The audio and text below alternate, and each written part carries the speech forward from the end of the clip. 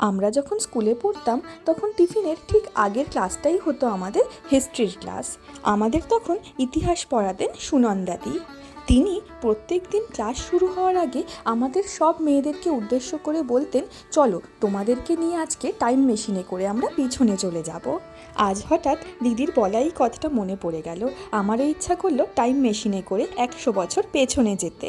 এখন যদি আমাদের কোথাও যেতে ইচ্ছা করে, টুক করে মোবাইলে অ্যাপ্লিকেশন থেকে আমরা ক্যাব বুক করে নিই আর মুহূর্তেই পৌঁছে যাই সেই জায়গায়। কিন্তু মাত্র 100 বছর আগেও কলকাতার মধ্যে কেমন ছিল যানবাহন জানতে বড় ইচ্ছা করে না? পাবলিক ট্রান্সপোর্ট বলতে গেলে গরুর গাড়ি ছিল অবশ্যই, কিন্তু তা নিতান্তই গ্রামের দিকে। খোদ শহর কলকাতার মধ্যে তখন চলতো পালকি। 18 শতকের শুরুতে এই পালকিই কিন্তু সদর্পে পুরো কলকাতা দাপিয়ে বেড়াতো। একটু সম্ভ্রান্ত ঘরের লোকেরাই নিজেদের জন্য রাখতেন প্রাইভেট পালকি। এমনকি সেই সময় পালকি কাস্টমাইজ করানোরও অনেক চল ছিল। তার পেছনে সেই 1800 শতকেই প্রায় 3000-এরও বেশি খরচা করতেন এই সম্ভ্রান্ত বাড়ির লোকেরা। এখনকার দিনে যেমন প্রাইভেট গাড়ি ছাড়াও রেন্টাল গাড়িও পাওয়া যায়, সেরকমই 1900 শতকেও রেন্টাল পালকিও কিন্তু পাওয়া যেত সাধারণ মানুষের ব্যবহারের জন্য। এহেন পালকির রাজত্ব প্রায় 200 বছরেরও বেশি চলেছিল কলকাতার বুকে।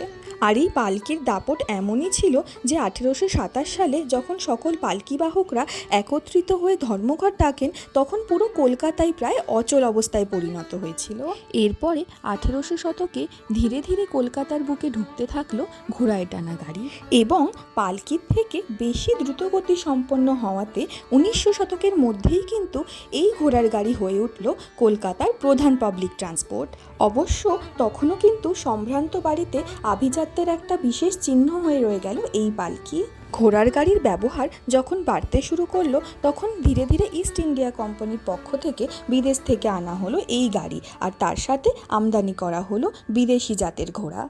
আচ্ছা, আপনারা কি জানতেন যেই ঘোড়ার গাড়িতে একটি ঘোড়া লাগানো হয় তাকে বলা হয় এক্কা গাড়ি, আর যাতে 2 বা তার বেশি ঘোড়া জুড়ে দেওয়া হয় তাকে বলা হয় জুড়ি গাড়ি। আর এই জুড়ি গাড়ি কিন্তু আমাদের বাবু কালচারের এক অনন্য পার্ট ছিল। কলকাতার সব নামডাকালা বাড়ির ছেলেরা, থুড়ি বাবুরা, তারা বিকেলবেলা বেরোতেন প্রমোদ ভ্রমণে এই জুড়ি গাড়ি চেপে। সেই সময় খবরের কাগজে এক রকমের খবর প্রায়শই দেখা যেত। দেশি ঘোড়া নাকি খুব সহজেই ভয় পেয়ে তাদের নিয়ন্ত্রণ হারিয়ে ফেলতো, আর তাদের সাথে জোড়া গাড়িটিকে গিয়ে তারা ফেলতো সামনে নালা নর্দমাতে। আর সেই গাড়ির ভেতরে আরোহী, তাদের কথা না হয় বাদই দিলাম। এরপরে 1900 শতকের শেষের দিকে শুরু হলো আর এক স্বর্ণযুগের। কলকাতার রাস্তায় বসলো ট্রাম লাইন। সালটা ছিল 1873। শুরু হলো একটা নতুন যাত্রার, বিশ্বের দ্বিতীয় প্রাচীনতম ট্রাম ব্যবস্থার। আর আশ্চর্য লাগলেও সবচেয়ে প্রথম যে ট্রাম ব্যবস্থা চালু হয়েছিল, সেখানেও কিন্তু ট্রামের আগে জুড়ে দেওয়া হয়েছিল 2টি ঘোড়াকে। এখন আমরা ঘুরতে ঘুরতে অবশেষে পৌঁছে গেছি আমাদের গন্তব্য হগ মার্কেটে। এই হগ মার্কেট আর আমাদের কলকাতার ট্রাম দুই কিন্তু সমসাময়িক। সেই সময় কলকাতার ব্রিটিশ নাগরিকরা ভারতীয়দের সঙ্গে গা ঘেঁষাঘেঁষি করে এখানকার লোকাল মার্কেটে শপিং করতে একেবারেই স্বচ্ছন্দ বোধ করতেন না। তাই তো তারা কলকাতা কর্পোরেশনের তৎকালীন চেয়ারম্যান মিস্টার স্টুয়ার্ট হগ, তার কাছে আর্জি জানালেন একটা নতুন মার্কেটের। আর এর জন্য তিনি মার্কেট তৈরির দায়িত্ব যাকে দিলেন, তিনি ছিলেন ইস্ট ইন্ডিয়া রেলওয়ে কোম্পানির একজন আর্কিটেক্ট। এখন এই হেন আর্কিটেক্ট যখন তার কর্মজীবনে রেলওয়ে প্ল্যাটফর্ম ডিজাইন করেছেন, তখন তার এই কাজেও অবশ্যই তার প্রভাব পড়বে। তার জন্যই হগ মার্কেটের এই লাল বিল্ডিংটির মধ্যে কিন্তু একটা গথিক ভিক্টোরিয়ান ছাপ দেখা যায়, ঠিক যেন কোনো কলোনিয়াল যুগের রেলওয়ে প্ল্যাটফর্ম। আর এখানেই যে ঘড়িটি আপনারা দেখতে পান হগ মার্কেটের ওপরে, এটি কিন্তু সেই সুদূর ইংল্যান্ড থেকে 7 সমুদ্র 13 নদী পার করে আনা হয়েছিল এখানে ইনস্টল করার জন্য।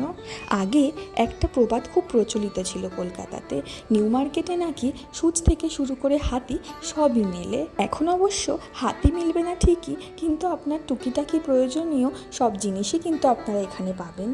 আর তা মিলবে নাই বা কেন, এই সুবিস্তৃত মার্কেটে 2000-এরও বেশি স্টল রয়েছে। কত লোকই না আসে এখানে দূর দূরান্ত থেকে। ভাবা যায় এই লাল সাদা বিল্ডিং প্রায় 150 বছরেরও বেশি সময় ধরে দাঁড়িয়ে রয়েছে এখানে বহাল তবিয়তে। এ যেন এক জলজ্যান্ত ইতিহাসের সাক্ষী।